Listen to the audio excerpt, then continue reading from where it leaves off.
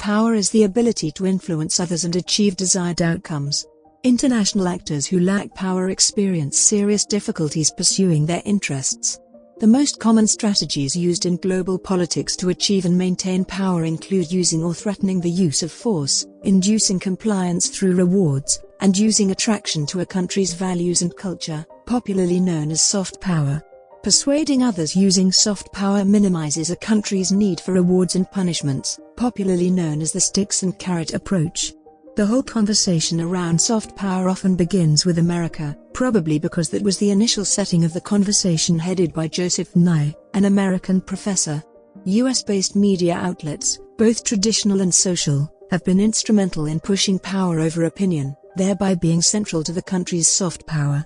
Hollywood, cable news network, CNN, Disney, the entertainment and sports programming network, ESPN, Discovery, Time, and social media platforms such as Google, Facebook, Twitter, and YouTube, among other media juggernauts, have been instrumental in ascertaining that America controls the global information space and the American perspective on anything is the most dominant compared to anyone else. America has used all these platforms to spread its foreign policies, political values, and culture, which are coincidentally the elements of soft power. There has been an increase in media outside America, with the most notable countries including China, India, Brazil, Russia, and Qatar. World-renowned Western-based media channels such as France 24, the British Broadcasting Corporation, BBC, and cable news network, CNN, are facing stiff competition from non-Western outlets, including India's New Delhi Television, NDTV, China's China Global Television Network, CGTN, Russia's Russia Today, RT, and Qatar's Al Jazeera. All these media outlets interpret and present information in a manner different to traditional Western media. For instance, Al Jazeera's coverage of NATO's invasion of Libya, the Syrian crisis, and other important Middle Eastern issues reflects how Qatar has used its media to shape politics in the region. Russia Today's coverage of the Russo-Ukrainian war and the Syrian conflict highlighted Russian viewpoints on the conflict as opposed to the West's position that was presented by the Western media. American values such as democracy, human rights, and individual opportunity are a source of attraction all over the world because they are backed by sound foreign policies.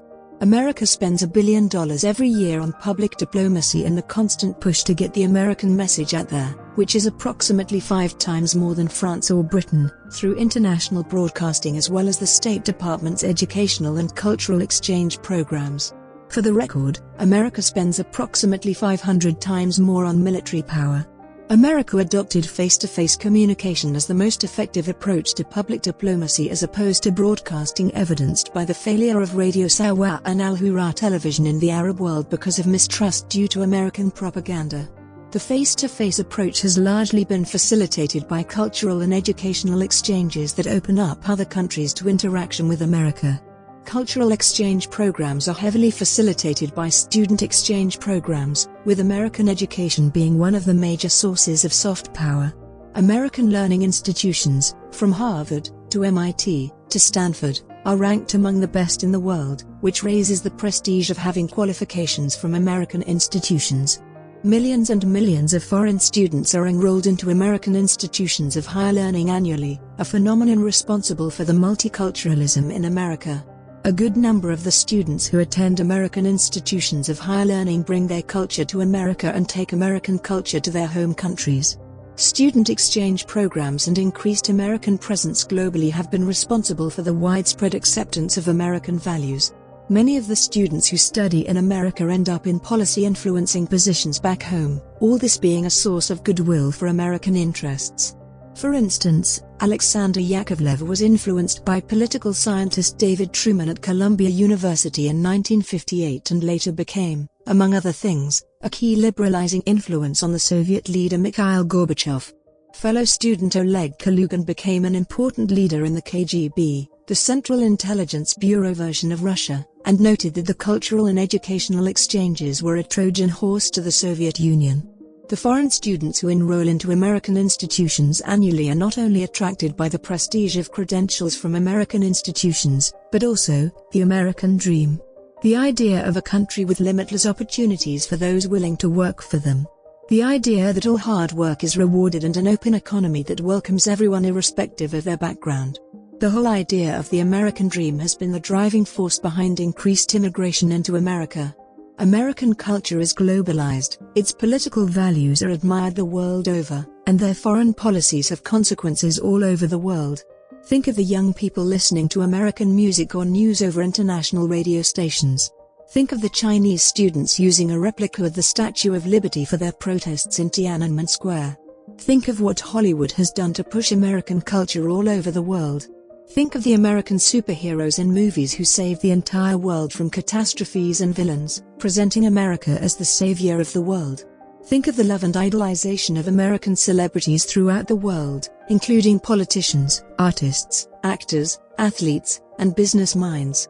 Think of the love for and widespread interaction with American brands, from the social media platforms discussed before as American sources of soft power, to food franchises such as KFC, to big tech companies such as Microsoft and Apple, to big pharmaceutical companies that control global supply chains such as Pfizer and Johnson & Johnson. To the National Basketball Association and the National Football League teams, to sporting brands such as Nike and Under Armour. Think of the American fruit companies that have been responsible for coups in Central and South America because of unfavorable policies implemented by reigning regime. Think of what social justice movements that begun in America have done all over the world, most notable being feminism and Black Lives Matter.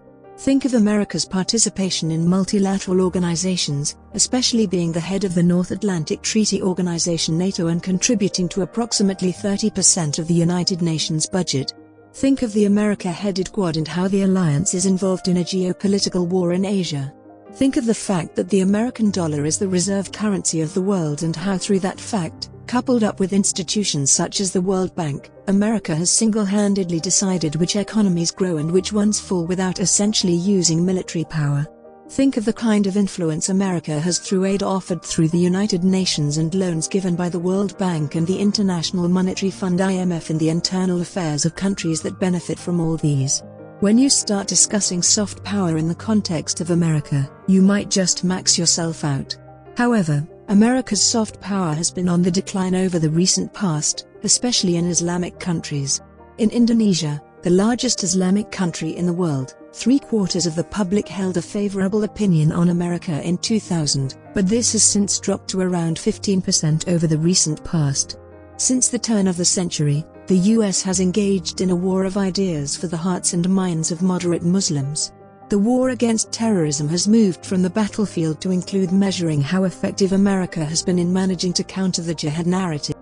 The need to convert the hearts and minds of people was based on the fact that at some point, some polls conducted in Jordan and Pakistan showed that citizens held more favorable attitudes towards Osama bin Laden than George W. Bush. The Muslim world is still skeptical about the US even to this day, especially with anti-Americans successfully labeling their war on terror as the war on Muslims.